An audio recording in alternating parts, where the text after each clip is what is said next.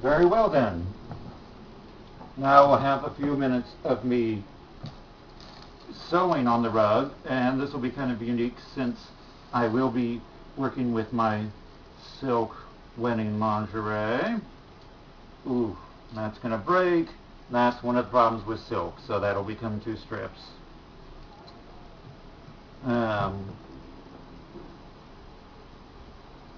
So, thread it through the needle like you always do. Just want it tough enough for it to stay in place.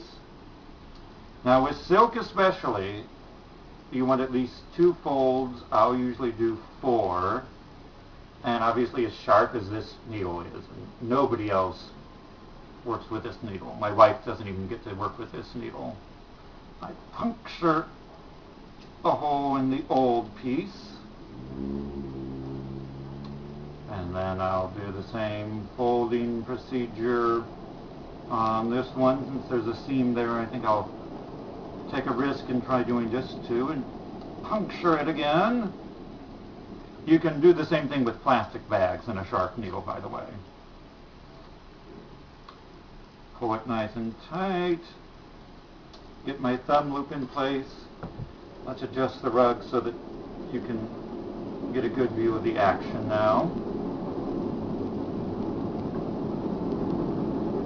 So, as always, bottom or base loop, skip the middle loop, top loop, twist the thumb loop around, doesn't matter which direction you twist it in, by the way, and pull on through, and in this case, since it's silk, hope it doesn't rip. And part of my tail got lost, and some of this silk is ripping. Bye-bye. Have fun with the doggies. And so we go along. I decided to make this the first strip of my solid groupings because since silk is a bit more fragile, I didn't want it to be on the external row of the rug.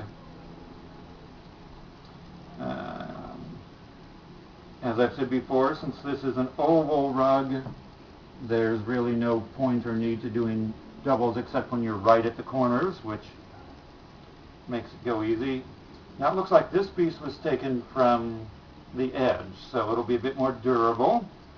That'll be nice. I won't have to do the multiple folds because that's already innate to it. But I will with this old piece. So 4 folds coming up from the bottom. There we go. So you always come up from the old. And if they were pre-cut, they'd be right on top of each other, but since I'm piercing them as I go, but you still have the same effect. Pull it through, hope it doesn't tear, and away we go.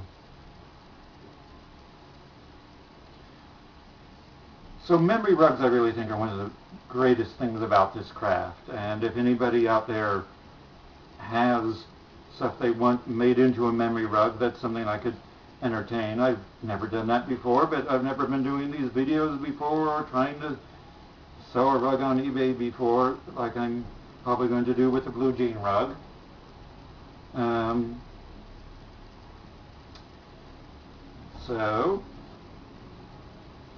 And again, let me emphasize how wonderfully green and environmentally friendly this is. You're using an old toothbrush, you're using old clothes. Instead of throwing things away, you know, I mean, even when you truck them down to some place that's going to grind them into pulp or paper, that's using fossil fuels. This is using ATP. This is burning up the creamer that I dumped into my espresso this morning. It couldn't be more environmentally luscious and friendly. So for a time I tried to rename this recycling rugs, but it's been known as toothbrush rugs for too long, so there was no point. Okay, well, again, my masterpiece rug. I'm sure I'll post at least a picture, if not a video of it when it's done, but this is good for now. Let me see, I'll show you a few of the other colors that'll go into it to mix in. This is a nice contrast. This is beautiful. I don't know that it had any sentimental value. This I'm not even sure I'm going to use anymore. I just had to have a solid for contrast. Same way with this one. Nice color. Not sure if I'll use it in my finale or not. Oh yeah, these were old pants I wore from when I was a pastor and worked in a bookstore and had a 32-inch waist. So, there you go. Have fun, happy rugging.